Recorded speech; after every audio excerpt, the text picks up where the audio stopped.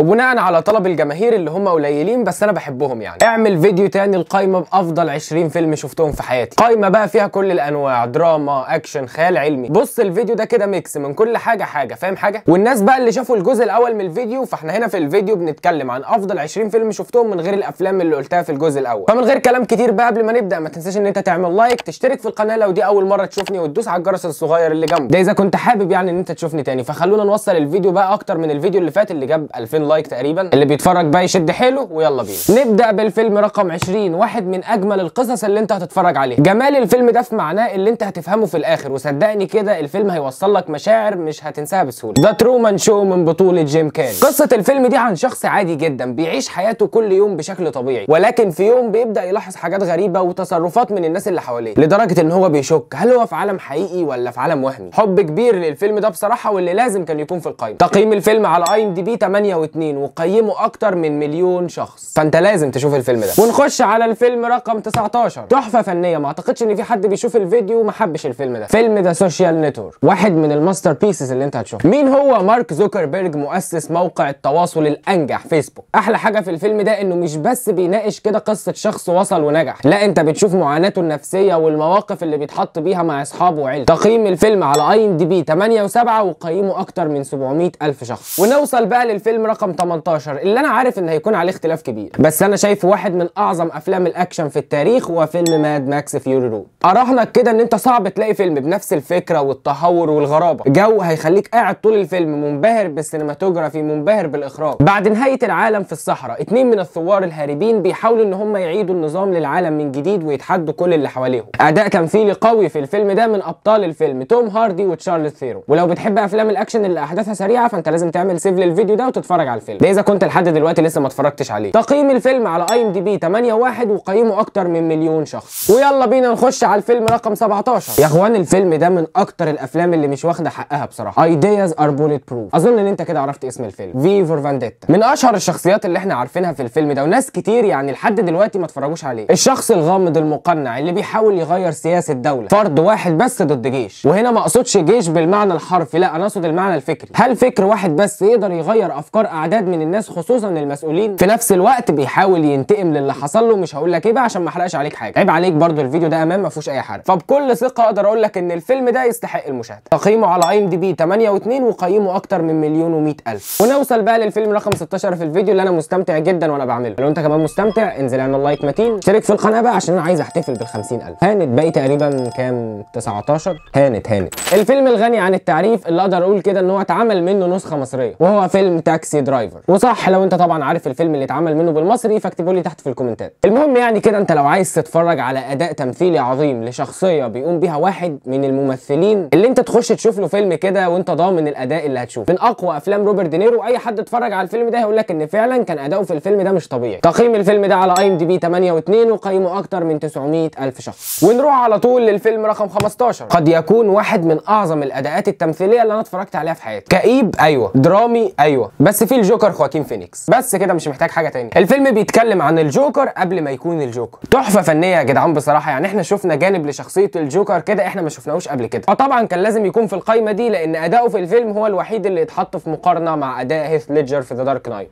الفيلم تقييمه على IMDb 8.4، وقيمه اكتر من 1,400,000. نروح للفيلم رقم 14. الابداع هو الوصف المثالي للفيلم ده. الابداع في توصيل الفكره، الابداع في الاسقاطات، الابداع في المواقف اللي بتحتمل اكتر من معنى، الابداع في البدايه والنهايه. التحفه الكوريه باراسايت. من قوه الفيلم ده انا في مشاهد كده معلقه في دماغي، وانا ساعات يعني ببقى ماشي في الشارع بفتكر مشاهد من الفيلم ده بشوفها قدامي. الصراع الطبقي، المشكله الموجوده من زمان وهتفضل موجوده. ما اعتقدش في فيلم تاني هيجي يتكلم على نفس الفكره وهيطلعها بالجوده دي. تقييم الفيلم على IMDb 8.5، وقيمه اكتر من 800,000. والفيلم فعلا يستحق جوائز الاوسكار اللي خدها. وبالمناسبه فتوتال الجوائز والترشيحات بتاعته على المستوى العالمي اكتر من 270 ترشيح. ونخش على الفيلم رقم 13 في هذا الفيديو الممتع. في عصر الامبراطوريه الرومانيه، ماركوس اوريليوس بيسلم سلطته الى قائد الجيوش ماكسيموس، ولكن قبلها ابنه بيقتله وبيكون هو الوريث القادم. فيلم جلاديتور من بطوله راسل كرو وخواكين فينيكس. اتفضل بقى اتفرج كده على قصه ما فيهاش غلطه، بتلعب على العاطفه وفي نفس الوقت الاحداث واقعيه بشكل كبير، لدرجه ان انت هتبقى طول الفيلم مستني حاجه واحده بس تحصل، وانت مش عارف هل هي هتحصل ولا لا، لان النهايتين محتمل جدا ان واحده منهم تحصل. فدي من احلى الحاجات اللي في الفيلم، ان هو بيبعد عنك اي احساس بالملل. فيلم عظيم الصراحه، وانا شفته اكتر من مره الكوره وكل ما يبقى شغال على التلفزيون فبقعد اتفرج. فيلم جلاديتور تقييمه على اي ام دي بي 8.5 وقيمه اكتر من 1,400,000. ارقام تاكد لك كده ان الفيلم ده عظيم. ونخش على الفيلم صاحب المركز ال 12، تعاسه والكآبه وضيق النفس في ابهى صورهم في الفيلم ده. هتقولي لما هو فيه كل ده حطه في القايمه ليه؟ الصراحه الفيلم معمول حلو، ما هو مفيش فيلم هيقفلك للدرجه دي من حياتك الا لما يكون اتعامل كويس. انا ما شفتش سوداويه بالطريقه دي يا جدعان، بس اعمل حسابك كده ان انت بعد ما تشوفه بفتره هتفضل مقفول منه لحد بقى ما تستوعب بعدها وتعرف ان هو فيلم تقيل. ريكوايم فور ا دريم بيحكي لك كذا قصه مع بعض في نفس العالم، من جنون الشهره الى الادمان الى الهوس بالفلوس. كميه مشاهد في الفيلم ده تخليك عامل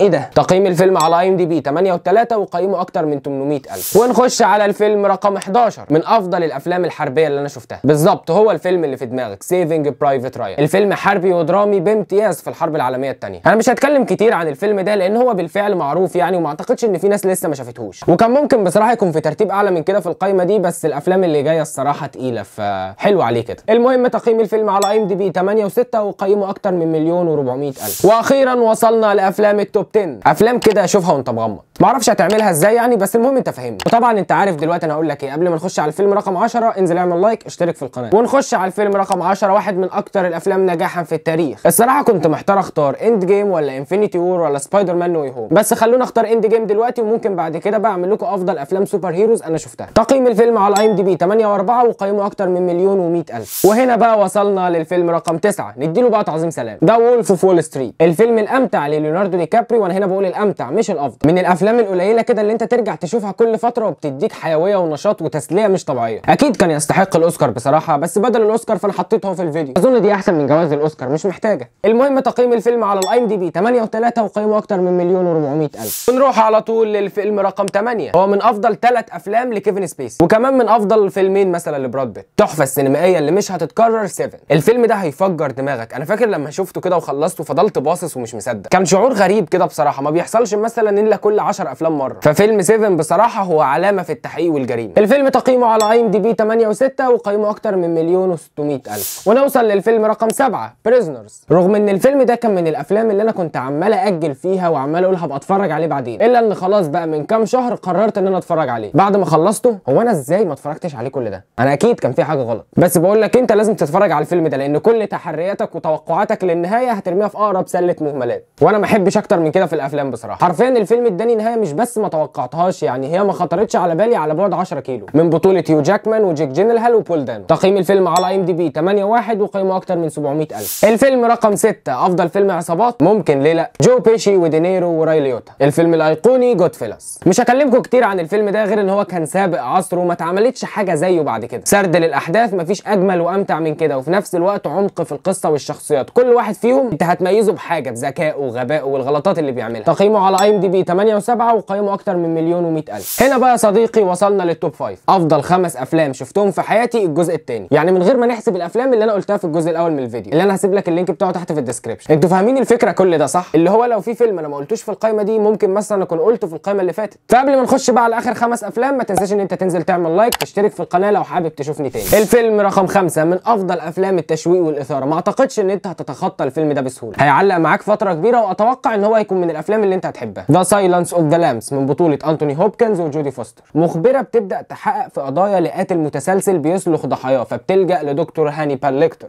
المسجون مدى الحياه لقتل واكل لحوم البشر، بس طبعا مش هيساعدها بالسهوله دي، فمش هقول لك اكتر من كده وروح اتفرج على الفيلم. تقييم الفيلم على اي ام دي بي 8.6 وقيمه اكتر من 1,300,000. ونروح بقى للفيلم رقم 4، الفيلم الاعلى تقييم في تاريخ السينما، ذا شاوشانك ريديمشن. طبعا تحفه فنيه مش محتاج اقول لك، الكل شاف الفيلم ده وبقى بيدور على افلام شبهه، واكيد مش هقول لك تقييمه على اي ام دي بي، بقول لك ده اعلى فيلم تقييم، يعني خلاص مفيش اعلى من كده، هو ده السقف.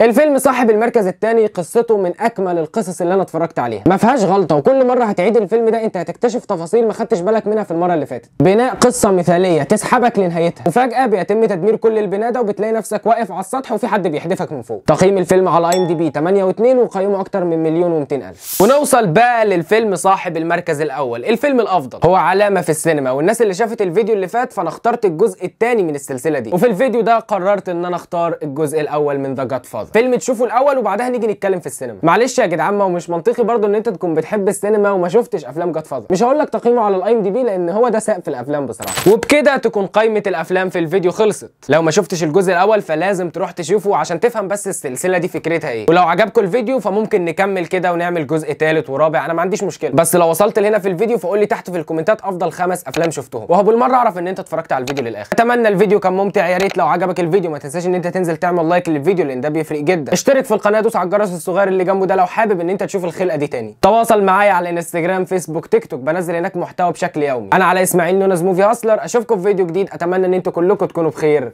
سلام.